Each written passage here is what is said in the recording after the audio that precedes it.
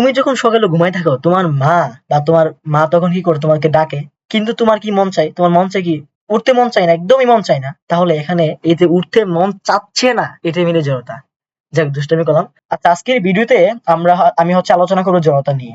তুমি যদি এই ভিডিওটা জড়তা দেখো, তাহলে জড়তা নিয়ে কোনো কনফিউশন, কোনো প্রবলেম থাকবে না আশা করি। সো চলো আজকে আমরা জড়তা শুরু করতে যাই। প্রথমত বুঝি জড়তা আসলে কি। মানে জড়তার সংজ্ঞা যদি বলি, যে কোনো একটা বস্তু যে অবস্থায় আছে, ধরো সে গতিশীল নাকি স্থির অবস্থায় আছে, এরকম আর কি।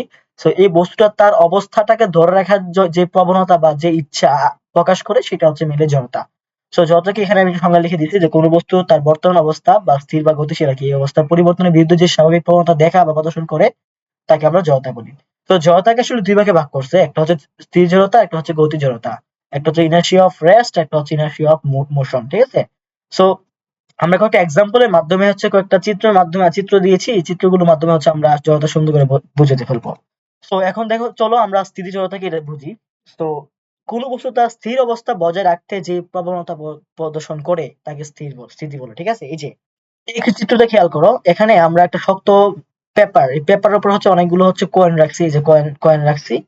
এখন তুমি যদি হঠাৎ অনেক জোরে টুক্কা দাও, এখানে যদি তুমি একটু ইয়ে করো, হ্যাঁ, টুকা দাও, তাহলে কি হবে? তোমার হচ্ছে, আমার কথা কি হওয়ার কথা ছিল নরমালি, হচ্ছে এই যে কয়েনটা এবং হচ্ছে এই যে পেপারটা দুইটাই পড়ে যাওয়ার কথা, কিন্তু না। আসলে এই পেপারটা তো টুকার কারণে চলে যায়, কিন্তু এই যে কয়েনটা, সে কি করতে চায়, সে নিজের অবস্থানে বসে থাকতে চায়। এই জন্য দেখো, খেয়াল করো, এটা চলে গেছে, এই যেখানে চলে গেছে, কিন্তু আমার এই কয়েন গুলো কিন্তু নিজের অবস্থানে ছিল। আর যেহেতু নিচে কিছু ছিল, এখন নিচে পড়ে গেছে টাচ করে, ঠিক আছে? তো সেম ভাবে এখানে খেয়াল করো, একটা টেবিলের উপরে অনেকগুলো ইয়ে আছে। সো এই টেবিলের উপর অনেকগুলো হচ্ছে তোমার গ্লাস আছে, এই গ্লাসগুলোর এখানে একটা ইয়ে আছে, কি আছে, যে রেক্সকিন বা হচ্ছে পর্দা আছে মনে করো, কাপড়। এখন তুমি যদি হঠাৎ টান মারো জুড়ে, ঠিক আছে, যেটা হবে, এই যে গ্লাসগুলো আছে, এগুলো কিন্তু তার অবস্থা আসলে পরিবর্তন সে করতে চাইবে না, সে এখানেই বসে থাকতে চাইবে। আর এটা টান দেওয়ার কারণে এটা চলে আসবে, কিন্তু সে এখানেই বসে থাকবে। অর্থাৎ কি, সে যে স্থির ছিল, হ্যাঁ, সে তার অবস্থাটা বজায় রাখতে চাবে। এই যে সে তার অবস্থা বজায় রাখার জন্য যে প্রবণতা প্রদর্শন করতেছে, মেলে এটা হচ্ছে জড়তা, ঠিক আছে? সো আমরা চলো এবার গতি জড়তা সম্পর্কে জানি। সো কোন চলমান বস্তু তার গতিশীল অবস্থাকে বজায় রাখতে যে প্রবণতা প্রদর্শন করে, তাকে হচ্ছে আমরা কি বলি, তাকে আমরা জড়তা বলি, ঠিক আছে? এবার গতি জড়তা বলি তাকে আমরা।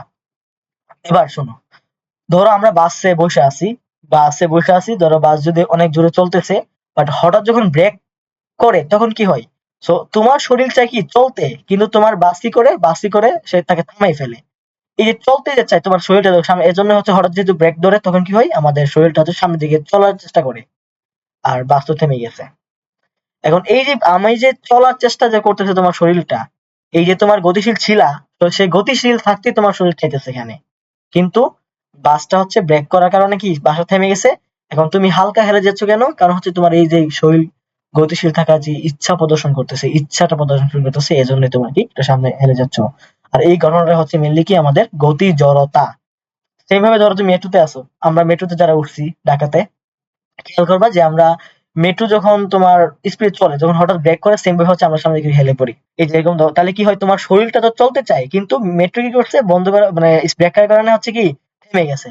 এই যে তোমার গতিশীল অবস্থা ছিল তোমার শরীর, এই গতিশীল যে থাকার যে ইচ্ছা প্রদর্শন করে বা ইচ্ছা যে প্রবণতা আছে, এটাই মেনে হচ্ছে গতি জড়তা। তো কোন একটা বস্তু তার অবস্থা বজায় রাখার জন্য যেই ধর্ম প্রদর্শন করে বা যেই প্রবণতা প্রদর্শন করে, তাকে মিললে আমরা জড়তা বলি। সো আশা করি তোমরা এটা ভালো করে বুঝতে পারছো। সো অবশ্যই তোমরা আমার চ্যানেলটাকে সাবস্ক্রাইব করে দিবে, এবং ফ্রেন্ডদের মধ্যে হচ্ছে অবশ্যই তোমরা কি করবা, শেয়ার করে দিবা। তো ধন্যবাদ সবাইকে, গুড বাই।